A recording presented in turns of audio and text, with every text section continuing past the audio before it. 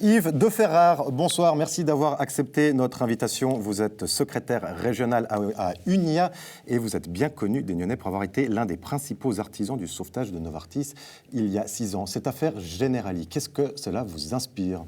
Bon, ça m'inspire d'abord une synergie entre les différents licenciements collectifs que nous avons vécus ces derniers temps, entre Sunstore, Nissan et d'autres entreprises, où on a une volonté de noyer la procédure de consultation en promettant des postes de travail, des pseudo-postes de travail à d'autres endroits. Donc Generali, vous y croyez pas, les 100 postes à Zurich ?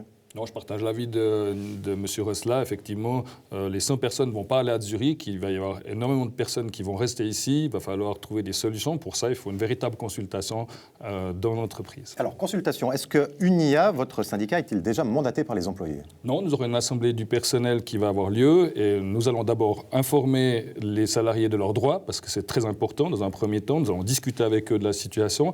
Et nous allons ensuite regarder avec eux s'ils souhaitent l'appui ou pas de Unia. Nous n'avons pas vocation à intervenir si les salariés ne souhaitent pas le faire. Très bien. Qu'est-ce que vous pourrez faire ensuite ?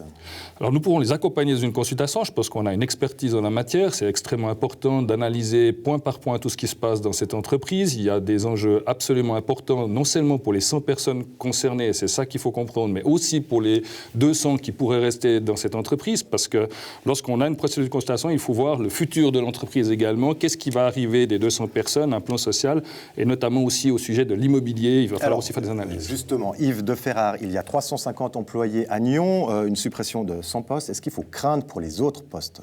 Oui, il y a toujours à craindre, avant qu'on n'ait pas analysé concrètement la situation, de savoir ce qui va se passer dans une entreprise. Un tiers du personnel, c'est beaucoup. Pour une entreprise, il faut véritablement voir quelle est la stratégie de l'entreprise, qu'est-ce que compte faire par la suite Generali. Il faut l'analyser, ceci, avec les salariés à l'intérieur de l'entreprise. Il faut entamer un dialogue, une procédure de constatation qui permet d'évaluer tous les points pour pouvoir après se prononcer. Mais il y a toujours un risque, effectivement, réel pour les 200 personnes. Et c'est donc avec l'ensemble du personnel qu'il faut faire cette consultation et non pas seulement avec les 100. Est-ce qu'il y a une crainte à avoir concernant l'immobilier ? C'est-à-dire que Generali est propriétaire de ces bâtiments sur une parcelle qui leur a été vendue jadis, il y a quelques années, par la ville de Nyon. Il y a une plus-value certaine à faire sur ce terrain.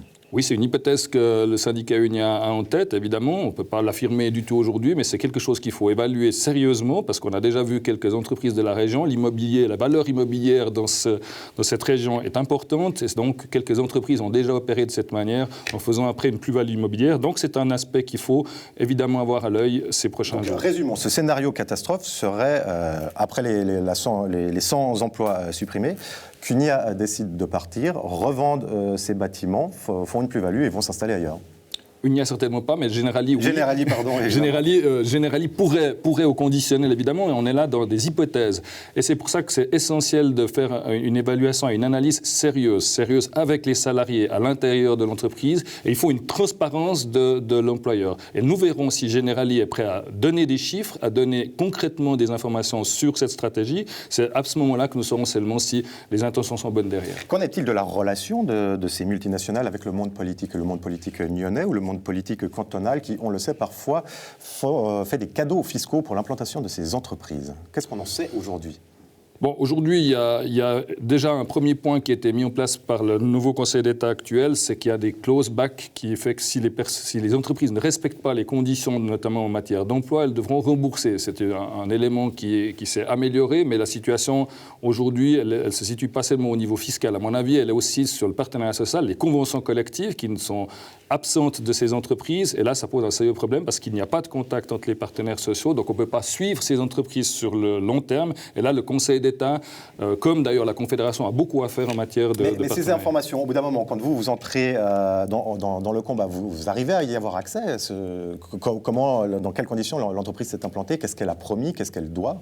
Vous pouvez savoir ça à un moment donné ? Alors, le Code des obligations prévoit aux articles 335 du Code des obligations pour licenciement collectif que l'employeur doit donner toutes les informations utiles aux salariés pour faire des propositions en vue d'éviter les licenciements. C'est ce que nous sommes arrivés à faire dans quelques entreprises. Et si nous n'y arrivons pas à limiter le nombre de personnes licenciées ou un plan social. Et là, s'ils ne donnent pas toutes les informations utiles, c'est qu'on peut imaginer que l'employeur cache des choses. Donc, je travaille avec des employeurs qui, eux, donnent des informations. Et donc, on peut véritablement avoir un esprit constructif en vue de maintenir des places de travail, et d'autres employeurs nous cachent ce qu'ils font, et nous le mesurons, et je vous le dirai. Très bien, bah oui, on vous réinvitera, Yves de Ferrare, parce que évidemment ce dossier Generali risque de faire parler encore un petit bout de temps.